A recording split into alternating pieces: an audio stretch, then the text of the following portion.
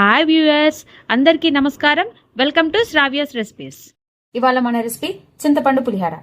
అయితే ఈ రెసిపీ ఎలా చేయాలనేది చూద్దామా. మరి ఇక ప్రాసెస్ స్టార్ట్ చేద్దామండి. ఆయిల్ పోసానండి.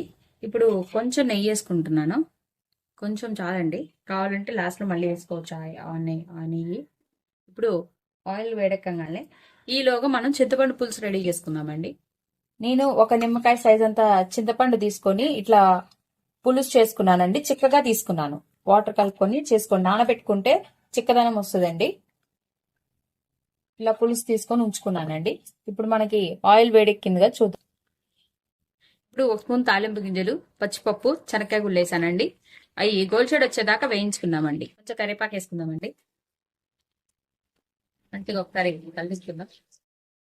తాలింపు ఇంకొంచెం వేగాలండి. ఇప్పుడు మనము పచ్చిమిర్చి వేసుకున్నామండి.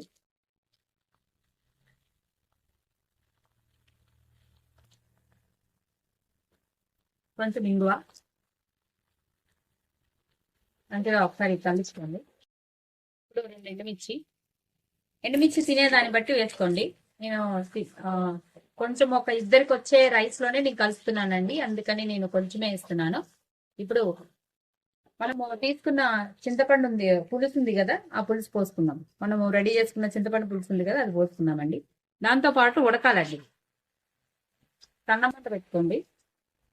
ఇప్పుడు నేను కొంచెం పసుపు వేస్తున్నాను. నేను ఆల్రెడీ ఇందాక చింతపండు పులుసులో వేసుకున్నానండి, అయినా కొంచెం వేస్తున్నాను. కొంచెం ఉప్పు కూడా వేస్తున్నానండి. పసుపు వేసా కదండి, ఇప్పుడు మళ్ళీ కలుపుకుందాము. ఇంకా ఇప్పుడు ఆ పులుసుతో పాటు ఈ మనం వేసుకున్న తాలింపు గింజలు, తాలింపు అంతా కూడా ఉడకాలండి. ఇప్పుడు ఆ ఫ్లేవర్ అంతా కూడా వీటికి పట్టాలి. కొంచెం దగ్గర పడేదాకా ఉడకబెట్టుకుందామండి. ఇప్పుడు కొంచెం బెల్లం వేసుకోండి. మిరియాల పొడి ఇవ్వండి, నేను కొంచెం వేస్తున్నానండి. ఇంకొంచెం మిరియాల పొడి. ఇప్పుడు అది ఉడుకుతుంటేనే మంచి వాసన వస్తుంటుందండి. దాంతోపాటు ఉడకనివ్వండి. ఇదిగోండి, చూడండి, ఇట్లా ఉడకబెట్టుకోవాలి. ఇలా ఉడికిన చింతపండు పులుసు మీరు రైస్ లోకి ఎంత పట్టిద్దో అంతే కలుపుకోండి. కావాలంటే ఇది మిగిలితే బాక్స్ లో ఉంచుకోవచ్చండి. నీళ్లు తగలకుండా ఉంటే స్టోరేజ్ ఉంటదండి ఖచ్చితంగా. నేను ఎన్ని రోజులు అనేది చెప్పలేను, ఖచ్చితంగా అంటే 3-4 days అయితే గట్టిగా ఉంటదండి. ఫ్రిడ్జ్ లో అయితే పెట్టుకుంటే ఉంటదండి, వారం అయితే గట్టిగా ఉంటది. ఇదిగోండి, అయిపోయింది. ఇప్పుడు నేను ఆపేసాను. ఒక బౌల్లో అన్నం ముందుగానే ఆరబెట్టుకొని ఉంచుకోవాలండి. ఉంచుకొని నేను ఉప్పు కూడా వేసానండి. జస్ట్ కొంచెం వేసాను ఉప్పు ఆల్రెడీ. నేను పులుసు పోస్తున్నానండి, వేస్తున్నాను. మొత్తం వేయట్లేదండి, చూసి వేసుకుందామని కొంచెమే వేస్తున్నాను. ఇది సరిపోయిందండి, మొత్తానికి సరిపోతుంది. ఇప్పుడు మంచిగా కలిపుకుందాం.